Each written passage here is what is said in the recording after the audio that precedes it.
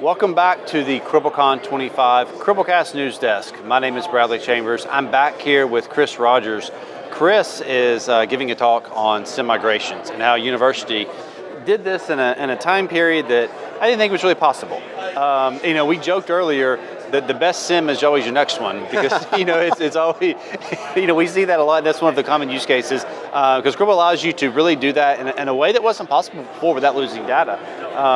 How did the university you're talking about, we're not going to name it, how did they identify that it was really time to modernize its data processing strategy? I mean, it's like everybody, Bradley, cost. Like you're with some SIEM for 5-6 years, and then that next renewal hits, and it's 10 million more than you expect to be, or 5, whatever it is. And they just, whatever that number was for them, they saw that, and they're like, you know what, we need a better way, we need to modernize, we need to look at how we can save costs, and where is the best place to do that? And they determined it was with their SIEM and bringing on Cribl to help them accomplish that goal. Really just having the optionality to migrate SIEMs oftentimes is something customers can really leverage. If those complicated renewals, I guess we'll say. Yes. If it's really, really hard to migrate, the cost for the customer to move is dramatically harder. And with Cribl, that is really made much, much easier. And it gives that customer back the control, which they deserve to have. It's their data. And so we believe on that. What were the biggest challenges for this customer on migrating to a new SIEM while keeping costs under control, but also not really disrupting their business? There were about 20 teams involved. There were 4 project managers and 2 partners and a partridge in a pear tree, basically. And so really the biggest challenges for them were making sure that they weren't like in the downstream teams that were depending on this data as they were doing the migration, making sure that they were letting them know when they were going to cut over, ensuring that the data was in the shape that they wanted it to be in and that it was useful to them. And then there was a lot of training on their new SIEM in that regard too. So I think that was really it, is just becoming enabled and making sure that their downstream teams understood what the changes were going to be. As they migrated, what role did Cribl Edge simplify in terms of an agent replacement and consolidation across their environment? So it was actually a new use case, believe it or not. They brought that on. They hadn't been looking, this is isolated server environment that they hadn't been looking at ever. And they were just depending on legacy, bespoke tools that someone wrote to look at it. And they're like, well, how can we bring this onto Cribl so they don't have to think about that anymore? So we actually used a feature in the product called Connected Environments, which allows you to take an on-prem installation of Cribl and connect it to a CriblCloud leader for billing purposes. And that way they could have an air-gapped environment where they have a Cribl on-prem leader and a Cribl on-prem worker, and those are the only 2 things that have access to the internet.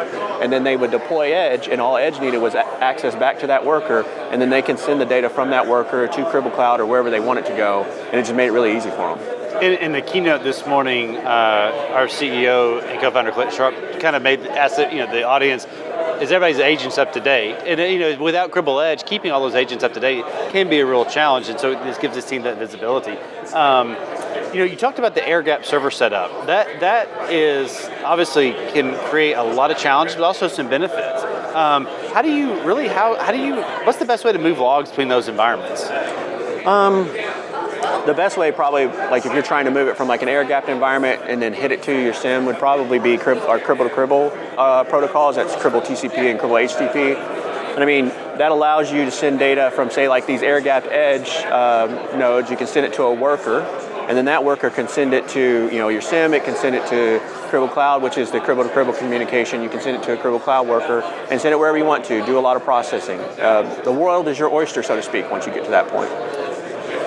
Real quick, for you, how do you pronounce it? Is that Forsyte? Yes. Okay.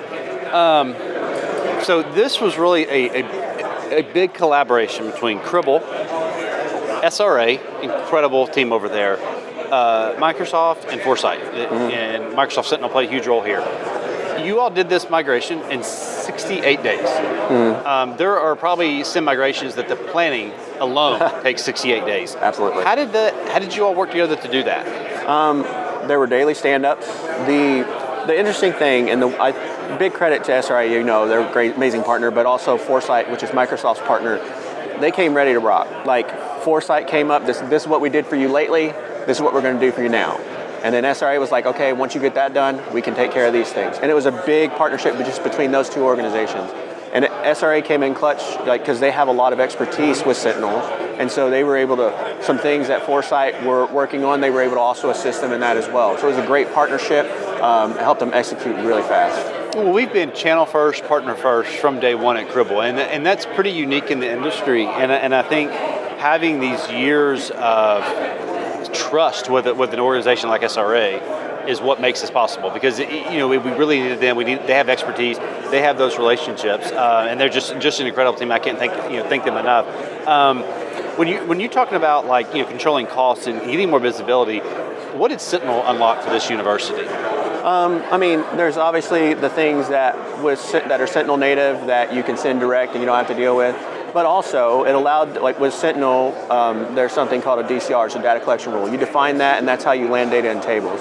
And with Cribl, that made it very easy. They set up all their DCRs in Sentinel, and then they just routed the data there. And it allowed them to reduce the size of their logs and everything, and make sure that they understood the format that data was going to land in, so that they could use it inside of Sentinel's queries engines like ADX and et cetera, or using Cribl Search or whatever works for them.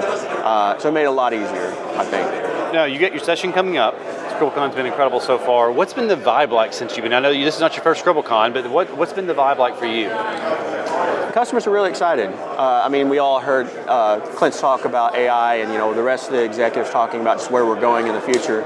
I think it's going to be a big year for Cribl, and I think customers see that. They're stressed right now. I think customers are stressed. There's a lot going on. They've got a lot of work ahead of them, and these AI workloads that are coming in to their sphere, where they have to start monitoring what people are doing with AI tools. It's a nightmare. And so, Cribl being there, I think really gives them some level of security in that they have a way to solve that problem. Well, no one would predict that telemetry management is going to get easier in the next 5 to 10 years. We know it's going to be more complex. And so we're coming alongside building the tools that can solve that challenge for the customers. So we're excited about that. Chris, thanks for taking the time to chat. Thanks for everybody for tuning in to the CriblCon 25 CriblCast. We'll be back with more content later on. Awesome. Thanks.